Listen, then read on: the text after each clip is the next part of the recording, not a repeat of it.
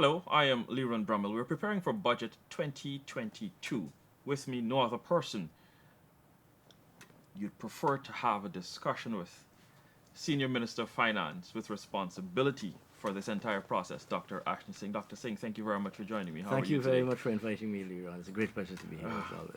The last time we had a discussion, we talked about the mid year review in 2021. The big ticket item, the country's fiscal package, is just around the corner. Before we get into the specifics of it, how about you give us an explanation of what the budget process entails? Sure. So, first of all, let me say that the process of preparing the national budget is almost an ongoing one. Sometimes I feel like I'm living from one budget to another because literally, as you complete one and you start to complete, meaning you get it approved and you start to execute it, you almost immediately start looking ahead to the remainder of the year and the next year.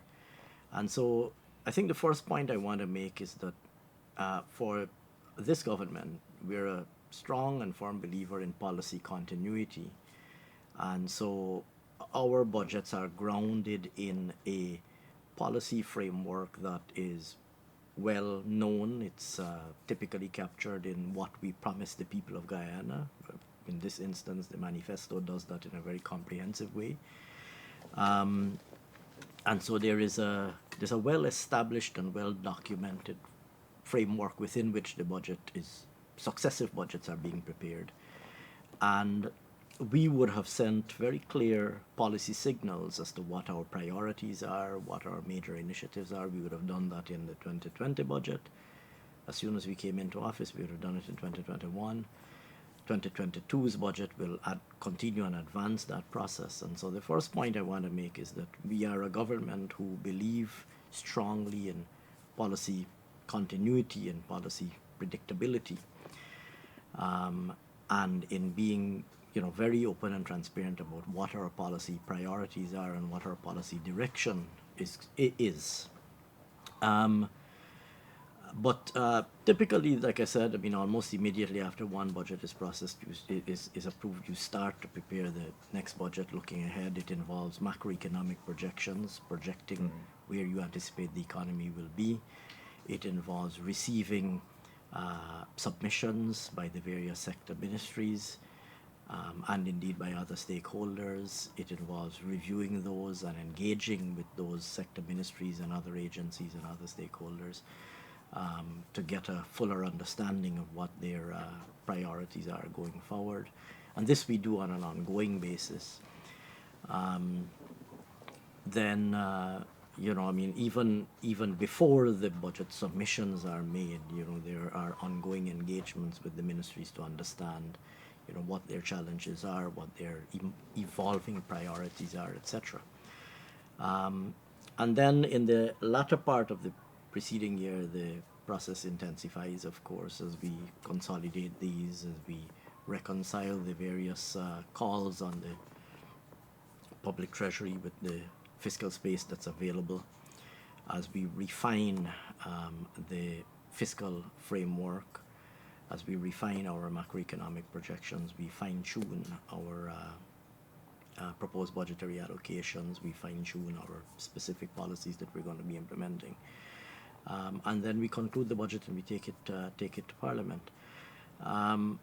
Let me say that process is still very much ongoing, even days before the budget. I can assure you that we are still very much at work on the budget, and we will. This work is going to be continuing. So we're far from finished, and we're going to be continuing to work literally until Wednesday morning, until we conclude the process and submit the budget to Parliament. And then, of course, there's a rigorous process, and this is an important part of the budget process. There's a rigorous step that involves parliamentary scrutiny, parliamentary debate, and ultimately parliamentary approval. And that parliamentary stage is also a very important part of the budget process. That's likely going to be the entire process from presentation on Wednesday to approval is literally about 2 to 3 weeks we're looking at. It usually is thereabouts, yeah. The feeling of presenting a budget, you're going to be on your feet for quite a few hours. What is that feeling like to actually stand there and deliver what your government is looking at over the next year, and then of course continuing as you spoke about? Well, like with all other aspects of of public service. It's a huge privilege. The budget is, a major policy statement on the part of the government. It represents a consolidation of government policy into a single document and a single presentation. Inevitably, you say standing for a long time, and you're right. I mean, one could easily stand, as I have done, for quite some time presenting the budget. I will say this, that there's always a delicate balance between, the truth is that particularly a working government like ours, we're doing so much in each of the sectors that, like one, not just me, anybody, one could easily stand up and speak for 3 hours on what's happening in a single sector, but in presenting the national budget, you have to kind of, be selective and consolidate in a manner that, highlights the main priorities. I'm always a little bit torn between the desire to give more detail and to flesh out in greater, in greater depth, the richness of what we're doing in each sector. There's always that temptation, but on the other hand, one has to be mindful of the length of time that one stays at the podium. So it's a delicate balance. But I would say it's a huge privilege to be able to present this major policy statement on behalf of the government of this government. Dr. Singh, you talk about manifestos becoming policy, and that's what's guiding you. Government has set out a transformational development agenda over the first 5 years that it's in office. So, what are some of the things that we can look forward to, as you say, being selective in Budget 2022? Sure. So, obviously, I'm not going to go into the details of what will be in the budget, but I will share with you and your viewers, one or two of the main elements, main themes, and a lot of this is not going to come as a surprise to you or your viewers. First of all, let me say that Budget 2022 is going to be, historic in many respects, for reasons that I will now outline. First and foremost, it comes on the heels of Budget 2021, which 2020 was an emergency budget. 2021 was the first full year budget of our current term of office, set out the broad policy framework and set out what we wanted to achieve. Budget 2022 is, if I were to highlight a single word or a single sentence to describe Budget 2022, it would be to say that it really will be transformational, in the sense that many of the big initiatives that we have alluded to in our manifesto, subsequently in the major presidential speeches. As you know, His Excellency gave a very historic speech on the occasion of his inauguration as president, and then subsequently on the opening of Parliament, his official and ceremonial opening of Parliament. And so there's a lot of, one can quite easily get a good sense of the main priorities coming out of the manifesto, those major presidential speeches, and of course the first two budgets. Budget 2022 is going to step up the pace with respect to rolling out this government's agenda for transformation, and so you're going to see a number of major initiatives being launched, I guess would be the best word, or being initiated in 2022. And so in that respect, there's a very strong, the implementation of the transformational agenda, the agenda to modernize the face of our country with respect to things like physical infrastructure. A lot of that is going to be happening in 2022. So the theme of transformation and modernization of Guyana is very deeply and heavily embedded in Budget 2022. There's going to be a lot of a lot of that. It's very transformational in that regard. Secondly, I would say that a strong element of Budget 2022 will also be about creating opportunities for both Guyanese businesses and Guyanese nationals. As you know, we recently enacted the local content legislation. That legislation sets the framework for heightened participation by Guyanese nationals and Guyanese companies in the oil and gas sector. And we enacted that legislation with the specific objective of ensuring that opportunities are created for Guyanese businesses to be able to participate in the provision of goods and services to the oil and gas sector, creation of business opportunities for Guyanese businesses, and also for Guyanese nationals, both from the standpoint of individual entrepreneurs providing goods and services, but also from the standpoint of job creation. And so creation of opportunity, both business opportunities and also employment and entrepreneurial and employment opportunities will be a very strong, there's a very strong emphasis on creating opportunities for Guyanese businesses and Guyanese nationals, particularly from the standpoint of like I said, job creation.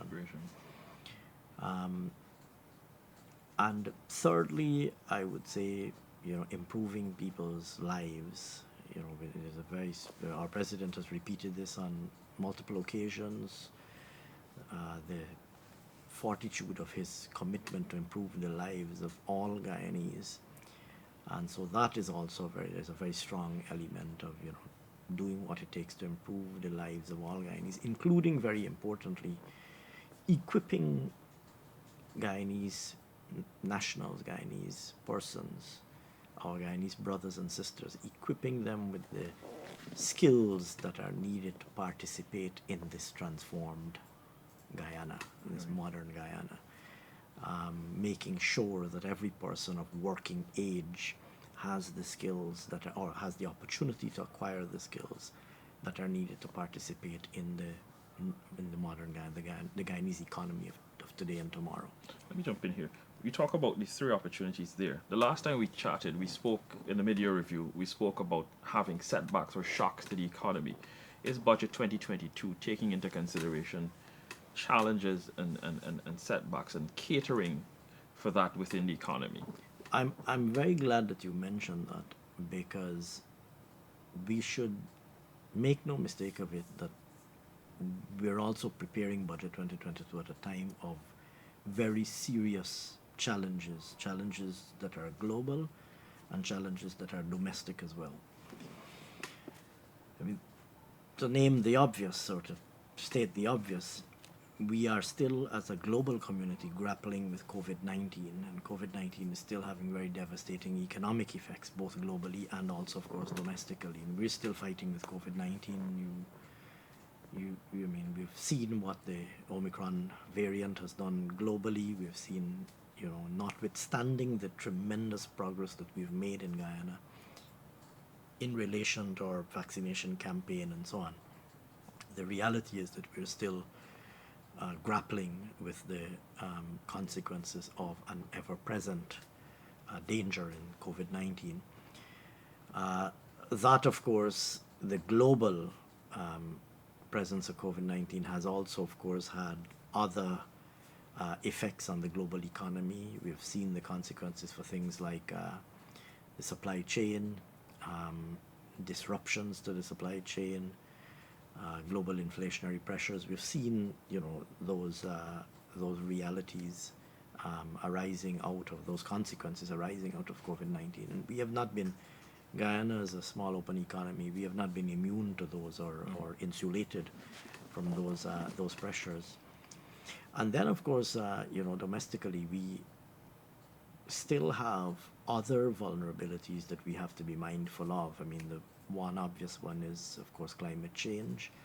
And climate change is not, maybe to some audiences in a global community, climate change sounds like some kind of abstract concept that you read about or you hear about on the television.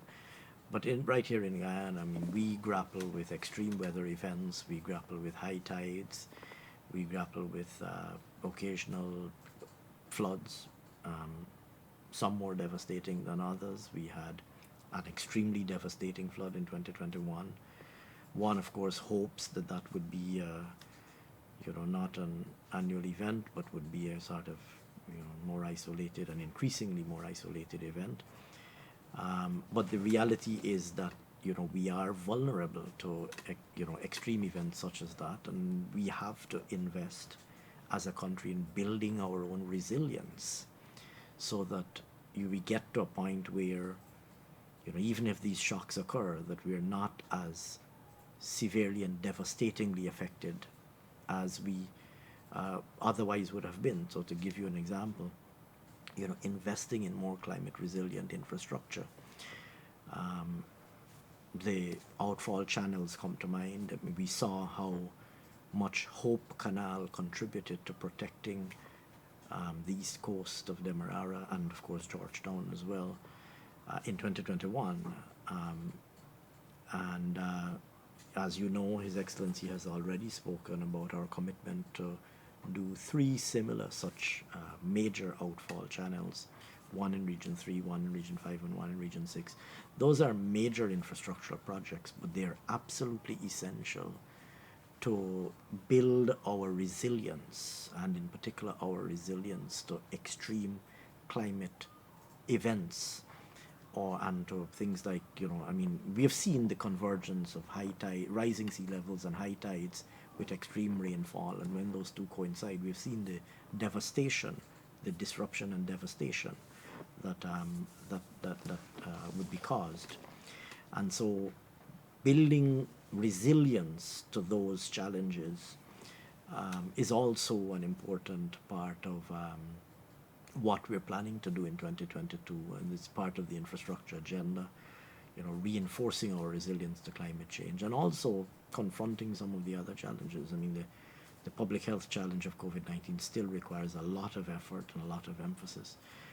And so like I said, I'm glad that you mentioned that, because it's, we are going to Parliament with Budget 2022 at a time when the global economy is still facing very severe challenges, and we, Guyana, we are certainly not, insulated or isolated from those challenges. And even given that, there is a projection of growth for Guyana, in that while we talk about the aspects of major infrastructural development, the question is going to be asked, well, where are we going to get the money from? And oil and gas one falls into play.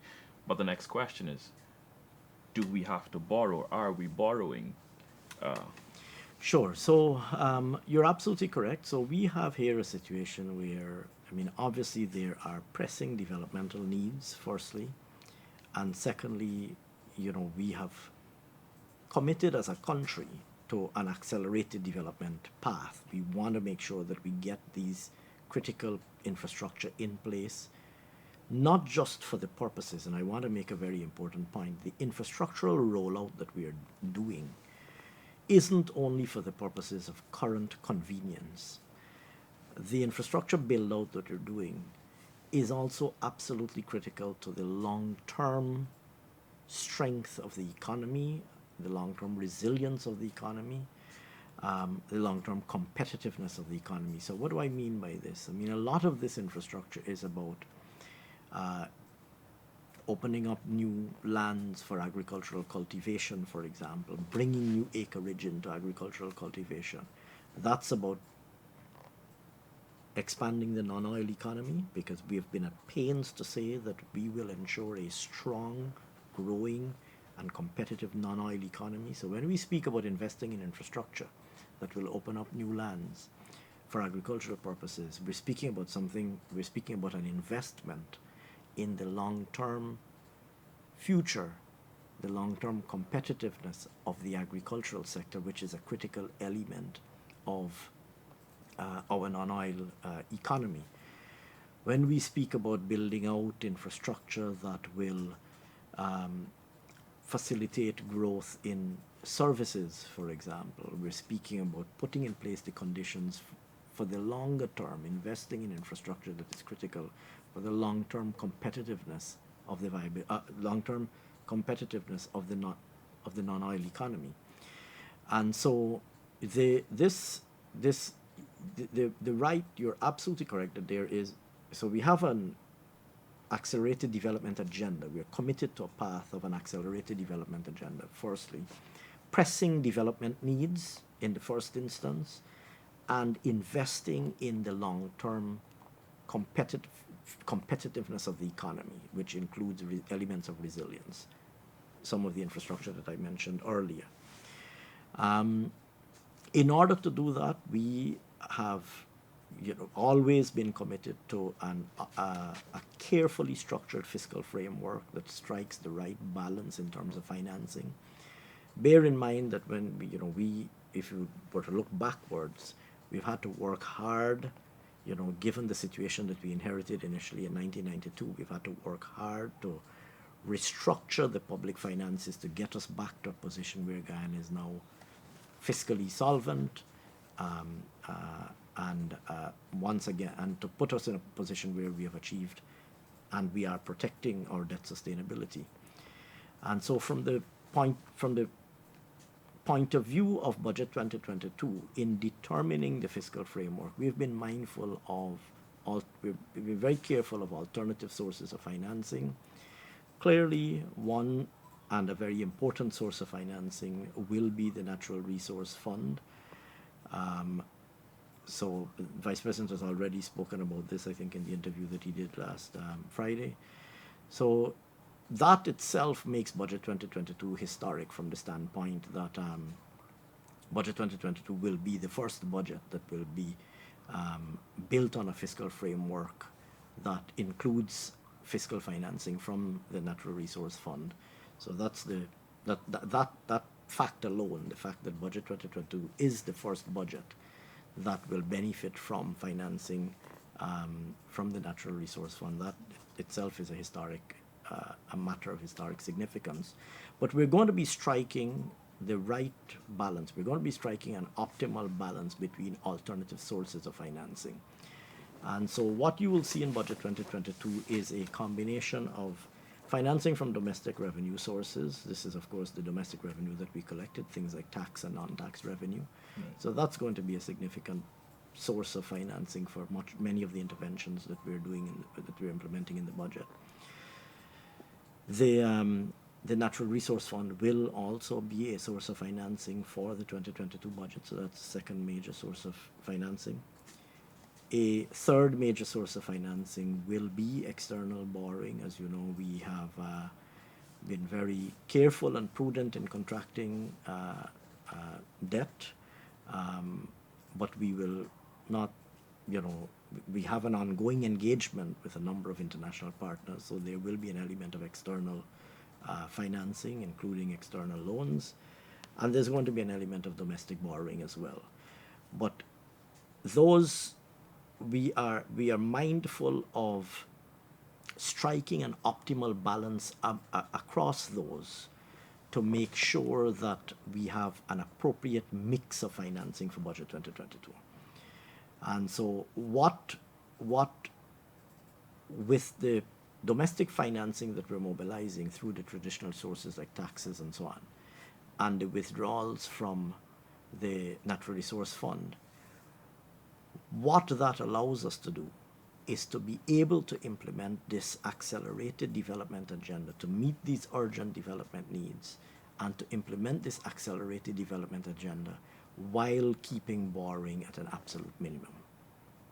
So what we have here is a situation where, entirely as a result of the prudent management of the economy, we've gotten, and this is something that has been going on for a long time. Like I said, we invested a lot of effort.